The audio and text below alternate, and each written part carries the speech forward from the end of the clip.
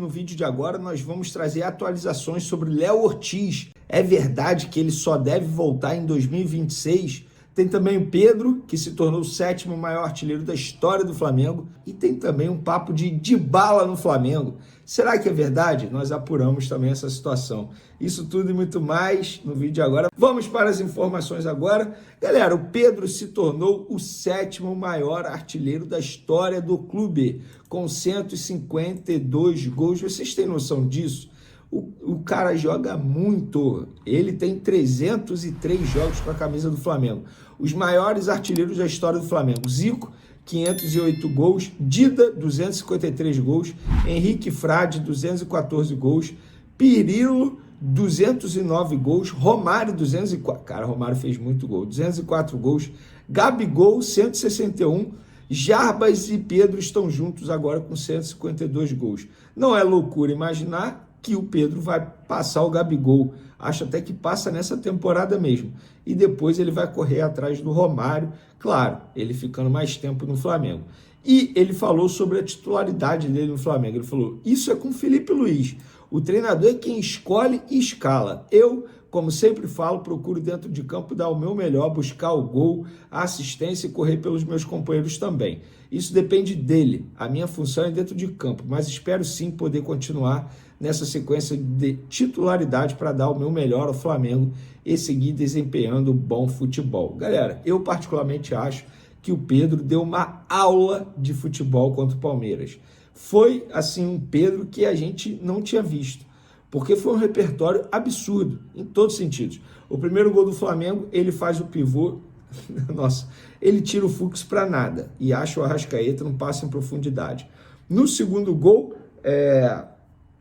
ele colabora também, sofrendo pênalti. E no terceiro gol, ele rouba a bola e depois recebe o passe para poder fazer o gol. Gente, foi um Pedro, assim, na essência de um atual, de um camisa 9 moderno, jogando muita bola. É loucura imaginar que se ele continuar jogando assim, ele pode servir a seleção brasileira na Copa do Mundo. Nenhuma loucura. Porque, para mim, ele é o melhor centroavante da América do Sul. E ele, aprimorando o estilo dele de jogo, que é algo que o Felipe Luiz sempre pedia, sem sombra de dúvidas, vai entrar no radar do Ancelotti. Então, acho que o Pedro está no caminho certo e, para mim, tem que continuar sendo titular nessa equipe do Flamengo. Se o campo fala, Felipe Luiz, tenho certeza que você vai manter o Pedro como titular. E galera, assim, só voltando no assunto do jogo, porque no meu vídeo pós-jogo eu disse que estava na dúvida se tinha sido pênalti ou não em cima do Gustavo Gomes. Eu hoje tenho uma opinião formada. Para mim foi pênalti. De verdade, analisando os lances, eu acho que o Jorginho empurrou sim o Gustavo Gomes e atrapalhou o zagueiro na hora de cabecear. Agora, dizer que o Flamengo só ganhou porque não teve esse pênalti, para mim é um absurdo. O Flamengo ganhou porque jogou muita bola mesmo, uma leitura de jogo absurda em todos os sentidos. Vamos voltar na rodada anterior, quando o Palmeiras foi beneficiado, naquele pênalti não dado em cima, entre o São Paulo e Palmeiras. Inclusive o Palmeiras debochou nas redes sociais, dizendo: vai chover bastante em São Paulo, querendo dizer que a torcida tricolor estava chorando por conta disso. E na época os palmeirenses falaram: mas o Palmeiras virou o jogo por mérito do Palmeiras, não por conta disso. Mesmo argumento vale agora, mesmo discurso. O Flamengo ganhou o jogo, não foi por conta desse pênalti não dado. Até porque no gol do Palmeiras teve falta do Gustavo Gomes em cima do Arrascaeta. Isso também precisa ser dito, tá? Então, se teve erro de arbitragem, teve erro para os dois lados. Mas, só para voltar nesse assunto que eu falei que eu não tinha uma opinião formada, e para ser justo com todo mundo que me assiste aqui, hoje eu tenho uma opinião formada. Sim, achei que foi pênalti, mas o Flamengo ganhou graças ao seu desempenho. Mérito do time do Felipe Luiz, e não porque teve supostamente um erro de arbitragem. Vamos falar agora do Léo Ortiz, galera. Eu tenho ótimas notícias sobre o Léo Ortiz, ainda bem. Vamos contextualizar. O Léo Ortiz saiu ontem, aos 26 minutos do primeiro tempo, inclusive o Danilo entrou muito bem no lugar dele, e ele foi direto para o hospital realizar exames no tornozelo direito, porque tinha uma desconfiança de fratura no tornozelo. E aí os exames não encontraram fratura e nem lesão no ligamento. Então, boas notícias dos males o menor. Hoje ele se apresentou super bem ao Flamengo, e aquele medo todo que tinha de ser uma lesão grave, não foi grave. dos males bem menor. Inclusive tem chance do jogador ficar à disposição para o segundo jogo contra o Racing, pela semifinal da Libertadores da América. Eu estou vendo gente dizendo aí que só deve voltar em 2026. Com todo respeito, não sou dono da verdade, mas isso não procede, tá? Pessoas do Flamengo garantem, isso não procede. Tem chance sim dele ficar à disposição, ele vai fazer tratamento intensivo aí. Porém, se não ficar à disposição, tem o Danilo. Mas eu acho que para o jogo tem o Racing agora quarta-feira, para o jogo do final de semana contra o Fortaleza sábado, o Felipe Luiz deveria dar minutagem a um dos zagueiros jovens, Iago, João Vitor, até mesmo Cleiton, porque caso seja necessário, esses jogadores possam entrar em campo ali com uma certa confiança, totalmente diferente do que aconteceu no jogo contra o Bahia, quando o Danilo foi expulso, e aí entrou o Cleiton ali totalmente sem ritmo e acabou falhando no gol do Bahia. Então, boas notícias, Léo Ortiz pode voltar para o jogo do dia 29 contra o Racing. O Saul, inclusive, informação confirmada pelo próprio Felipe Luiz, depois do jogo na entrevista coletiva, nós informamos aqui nas outras redes sociais, Twitter, @VeneCasagrande, Instagram, @VeneCasagrande, o Saul pediu para ser relacionado. Ele jogou na base de sacrifício, entrou no segundo tempo muito bem, por sinal, jogou muita bola, e o Felipe Luiz, ele confirmou isso na entrevista coletiva. Ele falou, o Saul pediu para jogar, foi na base de sacrifício, fez um esforço tremendo para poder ficar à disposição. O Saul hoje fez tratamento no tornozelo, local que ele está sentindo dores há muito tempo. Durante a data FIFA ele sentiu muitas dores também, não treinou com os demais jogadores por conta dessas dores, está fazendo tratamento para ficar à disposição para o jogo contra o Racing nessa quarta-feira. E só por curiosidade, o Flamengo divulgou aí a agenda de treino, já treinou 9h30 da manhã, foi reapresentação. Terça-feira, na parte da tarde, 3h30, o Flamengo fecha a preparação para pegar o Racing na quarta, 9h30 da noite. Quinta, treino, 3h30 da tarde. Sexta, treino, 9h30. E a equipe viaja na sexta-feira à tarde para Fortaleza, local do confronto com Fortaleza no sábado, lá na Arena Castelão. E aí, no próprio sábado mesmo, depois do jogo, retorna ao Rio de Janeiro. E no domingo a gente vai ter atualização aí sobre como vai ser a semana que vem. Lembrando que na semana que vem o Flamengo pega o Racing fora de casa lá na Argentina. Então, semana importante, com jogos importantes e, se Deus quiser, com vitórias do Mengão. Aqui, Sidão Marinho da Litoral News, uma baita vitória da equipe do Flamengo, uma baita atuação do Pedro também. É chovendo molhado falar sobre o Pedro, mas a gente, olhando também para a seleção brasileira, está no ciclo final de Copa do Mundo. Hoje, se você fosse o Ancelotti, o Pedro seria uma peça que não faltaria na sua lista, além de analisar, claro, a atuação do Pedro dentro do campo. Obrigado. Um jogo muito completo da nossa equipe. Jogo com uma atitude já desde o primeiro minuto de jogo, entendendo muito bem o jogo. E o Pedro hoje era parte fundamental da nossa estratégia e para o nosso desafogo da equipe. Utilizamos ele em todos os momentos e ele fez uma partida sublime, uma partida individual com nota artística. Foi perfeito em todos os aspectos do jogo e não sou um Ancelotti, mas um jogador que já jogou uma Copa do Mundo se credencia para outra. Felipe, boa noite. Rodrigo Cerqueira do Globo. Um jogo muito esperado, né? Talvez o principal jogo do campeonato, os dois líderes, e até o final foi muito, muito disputado, Palmeiras diminuindo o placar. Hoje, Flamengo e Palmeiras no futebol brasileiro é um jogo que tem uma aura diferente por conta disso tudo que os times vêm conquistando nos últimos anos?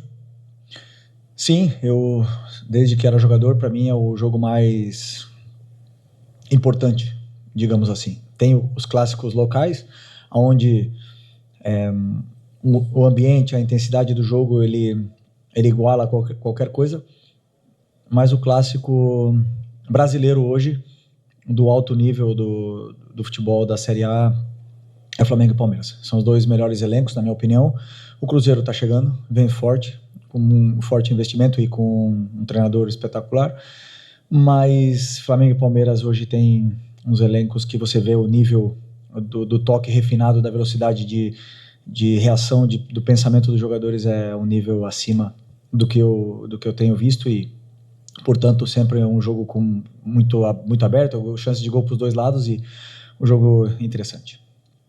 Felipe aqui, boa noite. Felipe, Desde o ano passado, no jogo contra o Botafogo, o Palmeiras não tomava 3 gols. Fazem 65 jogos que essa equipe não toma 3 gols. Queria saber de você a importância de uma vitória como essa. Um adversário direto pelo Campeonato Brasileiro, um jogo que poderia deixar um campeonato para eles muito bem encaminhado.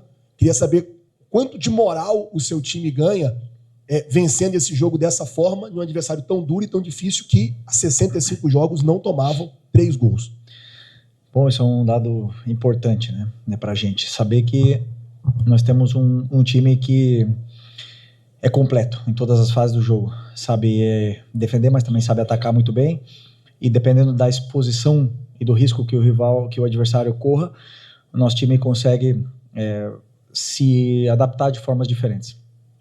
Eu esqueci o que você falou antes. A importância da vitória, quanto de moral sim.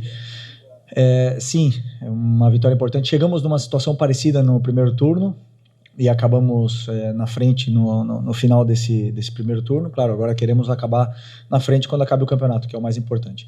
Hoje estamos empatados a pontos e talvez o único campeonato do mundo que o confronto direto, né? Se você vence 2 vezes a equipe e está empatada a pontos, você não está na frente. Então, talvez isso mude, mas estamos felizes pela vitória e agora pensar na Libertadores. Felipe, Raiza Simplício da Gol Brasil e da revista Placar, né? Nessa reta final de campeonato, tanto o Campeonato Brasileiro quanto Libertadores, os mínimos detalhes fazem sempre a diferença, né? A gente tem visto muitos jogadores bem, mas eu queria falar de novo do Lino, né? Que não fez uma partida tão boa, mais uma vez, o torcedor estava até no final ali, antes dele sair, já perdendo a paciência com ele, e você tem um jogador que está crescendo muito, que é o Carrascal. Entrou, apesar de não ter sido tão acionado, fez 2 boas jogadas ali. Você já imaginou que nessa reta final você possa, de repente, utilizar mais o Carrascal ali pelo lado esquerdo, ou não?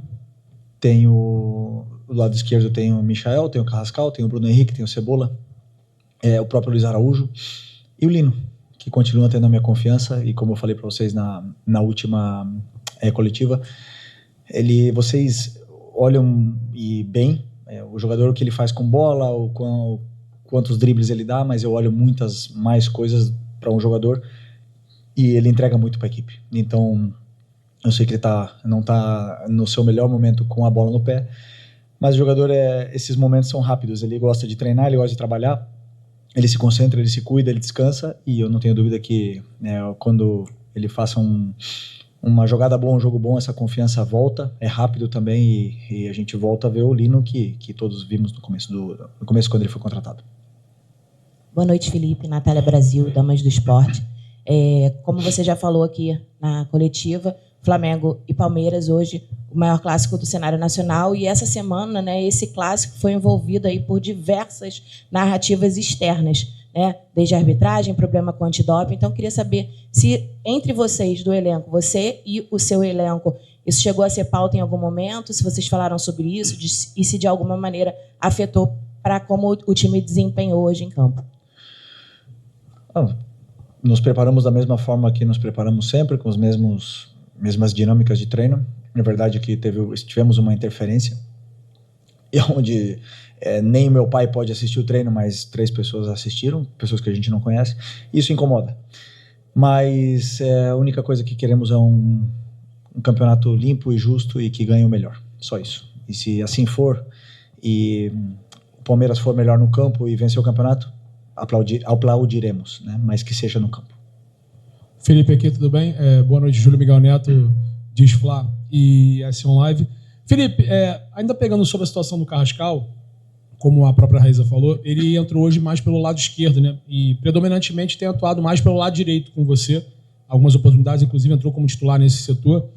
E hoje, ao ser substituído o Arrascaeta, você optou ali pela entrada do Plata, né? E a gente viu um Flamengo ali sem tanto uma criação central, né? Muito mais no 4-2-4. O Carrascal é essa peça que pode também jogar não só pelo lado direito, como você tentou em algumas oportunidades. Hoje entrou pelo lado esquerdo, predominantemente, entrou bem. Ele pode ser esse jogador também para jogar um pouco mais central, ele tem essa característica, já que ele atuava assim no River Plate e também na Rússia antes de vir para o Flamengo. Boa noite. Boa noite. Ele pode jogar em todas as posições do ataque, como já disse em outras coletivas, tem muita qualidade, e hoje ele entrou por dentro. Ele entrou na meia, então Ele e o Luiz Araújo eram os 2 meias e o Plata e o Pedro eram os 2 atacantes, porque o Palmeiras estava marcando com individual, estava igualando numa marcação individual, e acreditávamos que se ele tivesse por dentro, e tem muita qualidade para estar ali, e o Luiz também, teríamos espaços, como tivemos com o Plata e o Pedro nas costas, e entraram muitas bolas por dentro, entraram muitas bolas onde tivemos saídas dessa pressão do Palmeiras, e então foi pelo plano de jogo. Ele pode jogar nas 4 posições de ataque. Felipe, Letícia Marques do GE. Falar um pouquinho da parte mental, assim, você já falou o quanto esse clássico, talvez seja o clássico do futebol brasileiro, teve tudo o que aconteceu nas últimas semanas envolvendo os clubes fora do campo, então vou puxar um pouco para esse lado mental, assim. O Flamengo parece ter entrado um pouquinho mais nervoso, teve o lance também da substituição do Ortiz, o Flamengo ficou quase 3 minutos com um jogador a menos, sofreu o gol de empate, mas depois parece ter feito uma partida muito mentalmente forte, acho que dá para a gente falar assim. O quanto é necessário ter esse equilíbrio até durante a partida, pensando também num futuro confronto com o Flamengo, com o Palmeiras, disputa ainda a semifinal da Libertadores, podendo pegar o Palmeiras numa final eventual. Então, assim, como é que é a importância dessa parte mental para você? Eu sempre vejo a minha equipe mentalmente muito forte. Vocês, muitas vezes, não vocês que estão aqui, generalizando um pouco, olham muito a parte mental dependendo do resultado. O time virou, é mentalmente forte. Não. Continuaram lutando até o final, fez gols, é mentalmente forte, tomou gols, é mentalmente fraco. Não, o adversário joga, te cria problemas. Era um jogo muito tenso, muito disputado e tinha tensão pelos 2 lados. O Palmeiras teve uma estratégia muito mais agressiva do que vinha tendo nos últimos jogos e às vezes conseguimos sair e acabamos na cara do gol. Então isso era importante, que os jogadores entendessem rápido esse momento e continuassem firmes. Eu sempre peço para os jogadores continuarem jogando da forma que sabem jogar, que não mudem. Que foi o que trouxe eles até aqui. Boa noite, Felipe. Bruno Castanha, de Papo Futebol Clube. Você acabou de falar da marcação individual, né? O Palmeiras faz uma marcação de encaixe realmente o campo todo. Pedro foi fundamental, né, até no primeiro gol, para poder quebrar essa marcação, com esse ataque ao espaço. Queria que você comentasse um pouquinho mais sobre isso e também da sua partida do Jorginho, né, que mais uma vez comandou o meio-campo, a importância desse jogador, né, para o Flamengo. Obrigado. Sim, tudo, como eu falei para vocês, muitas vezes vai em função das características que a gente acredita, que eu acredito, que são as necessárias para poder vencer o adversário dependendo do plano de jogo. Hoje o Pedro era peça-chave nesse nosso plano, e cada um dos jogadores tem uma função na qual a equipe se beneficia. Iremos ganhar sempre? Não iremos ganhar sempre, mas aí estarão as convicções do treinador e eu seguirei elas até o final. Felipe, boa noite. Mauro Santana, do canal Mauro Santana. Nesse seu início de caminhada como técnico profissional, você acabou de completar 1 ano e você teve pela frente, em 2 oportunidades na temporada, um treinador já consolidado, com um trabalho longevo, mais longevo do futebol brasileiro, que é o Abel Ferreira, e obteve 100% de aproveitamento. 2 jogos, 2 vitórias. Queria que você falasse a respeito do amadurecimento que você conquistou nesse confronto direto com o Abel e até analisando a maneira como o Palmeiras, né, atua pelas mãos do português. Para mim, falei na outra entrevista, para mim o Abel é o melhor. Os números não mentem, estão aí. 5 anos num clube talvez com uma das maiores pressões também para trabalhar do Brasil. E é muito difícil jogar contra o time dele. Muito difícil. E eu, falando de mim, eu sou um treinador diferente do que eu era 1 ano atrás. Com certeza, evoluo e melhoro cada dia. Ele também, com certeza não é o mesmo de 5 anos atrás. Evolui e melhora, mas no final das contas quem joga são os jogadores. Então não adianta a gente ver só os duelos, senão a qualidade dos jogadores que entram no campo. Meus jogadores foram melhores, fizeram um jogo esplêndido, fantástico e me deram essa possibilidade de vencer o Palmeiras 2 vezes. Por isso, assim, me sinto tão orgulhoso de poder liderar esse grupo. Felipe, tudo bem? Boa noite. Gabriel Órfão, canal Paparazzo Rubro Negro e Revista Placar. Felipe, quero entrar em um assunto que está se tornando até repetitivo aqui nas coletivas, que é sobre a arbitragem, mais uma vez. Mesmo com o resultado positivo do Flamengo, o Flamengo foi prejudicado no lance do primeiro gol do Palmeiras, porque teve um lateral, o time estava com um a menos, o Danilo já estava pronto para entrar e mesmo assim o Wilton não autorizou a mudança. Como é que você enxerga esse lance? Teve algum papo aí com o auxiliar ou com o quarto árbitro? Porque o clube acabou sendo prejudicado nessa questão. Como é que você enxerga essa polêmica aí? Obrigado. O momento da substituição foi um erro mais nosso do que de comunicação entre nós do que do árbitro. Mas não sinto que nenhuma equipe foi prejudicada hoje pela arbitragem. E convenhamos, se tem alguém que não pode reclamar de arbitragem é o Palmeiras. Então, para mim, justo o resultado. Aqui, Felipe, Eric Viana do Mundo Bola Flamengo. Hoje você não teve o Saul 100%, ele até entrou bem ali no segundo tempo, mas primeiro começou ali com o Pulgar, que tem retornado, voltou contra o Botafogo e agora está voltando bem também, mais uma boa partida dele. Queria te pedir uma análise, como é que você enxerga esse retorno dele, como é que foi essa partida dele para você, e também o quanto que você agradece por tê-lo de volta para essa reta final, essa semana que é muito importante para o Flamengo, primeiro com o Palmeiras e depois também contra o Racing. Obrigado.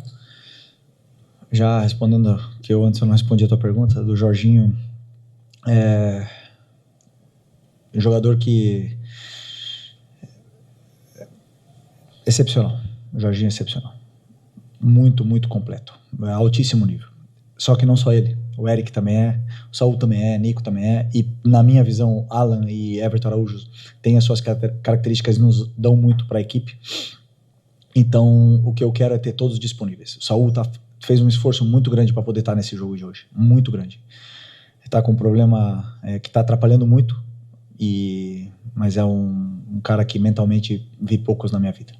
Aqui, boa noite, Felipe, Léo José do Coluna do Fla.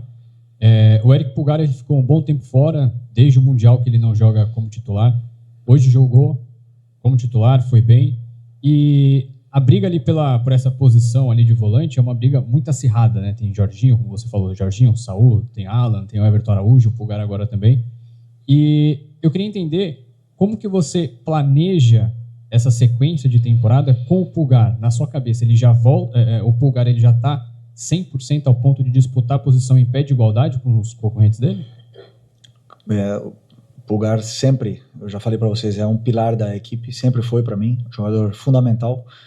Um líder tanto dentro como fora do campo, um cara que entende o que eu penso como ninguém, é uma parte de mim que está dentro do campo ali, ele muito importante, o Jorginho também, e essa concorrência entre agora Saul chegando, Saul tem o pé esquerdo que também nos dá muito nessa nossa saída de bola, e quem está feliz é o treinador de ter todos esses jogadores disponíveis também com o Nico que está a ponto de retornar.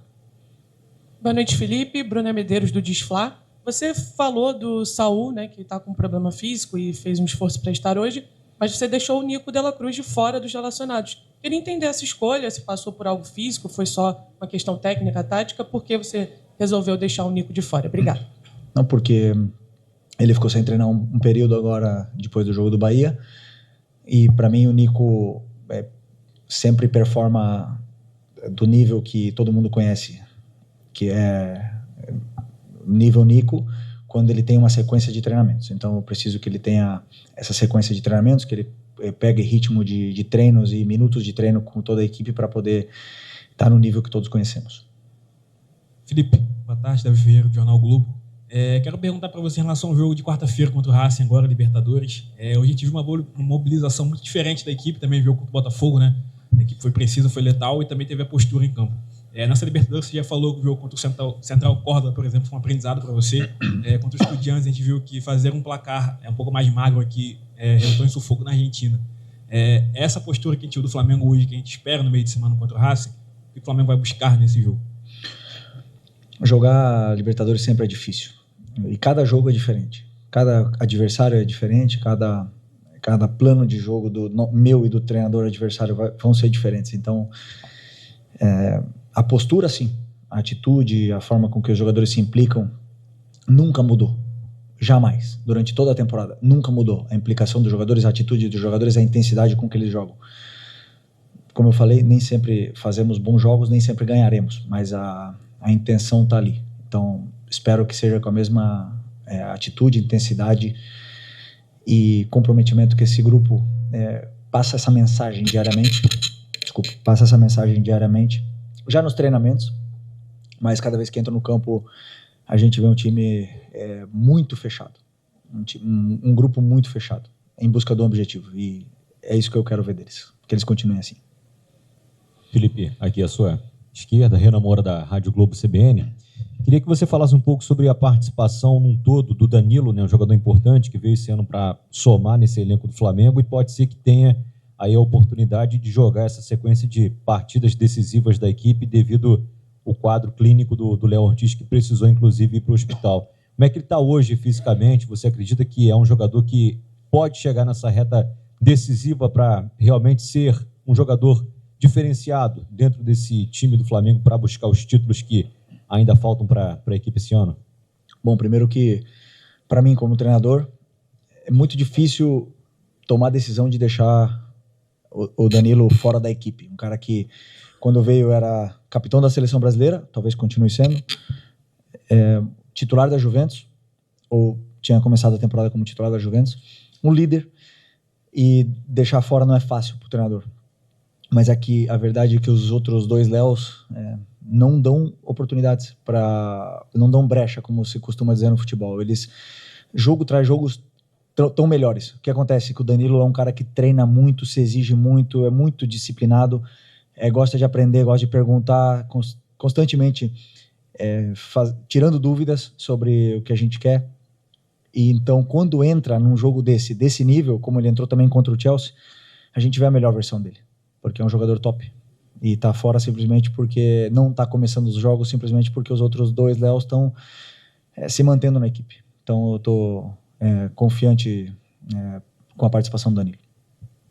Aqui, Felipe, Luciano Zogaib, da Rádio Roquete Pinto. Queria falar um pouquinho sobre a lateral direita, né, do Flamengo. Desde a saída do Wesley, né, veio o Emerson Royal. O Varela perdeu também um pouco de espaço. Queria que você falasse um pouco também sobre essa briga ali na lateral direita. Obrigado. O Varela, todo mundo conhece o importante que ele é para a equipe. O Emerson também. Dois jogadores que entendem muito bem o que eu quero, e com a principal característica que eu espero deles, que é que defendam bem. O Emerson chegou, teve um momento pequeno de oscilação, com uma dor no tornozelo, agora já estamos vendo um nível altíssimo dele. No jogo de hoje, para mim, foi um jogaço. O jogo já contra o Botafogo já foi. E o Varela teve uma pequena lesão quando ele voltou do Uruguai, ficou jogando no sacrifício, mas é um jogador também fundamental, e que essa concorrência interna entre os dois façam os dois crescer. Felipe, Isaac Andrade, Flavoz, você em uma das coletivas já utilizou para falar sobre um dos jogos do Flamengo, que foi um jogo bom, de alto nível, foi um jogo europeu.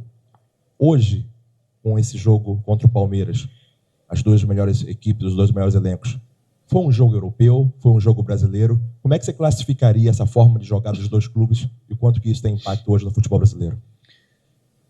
Foi nível de qualidade, de intensidade, sim, mas foi um jogo difícil para os dois, muito difícil.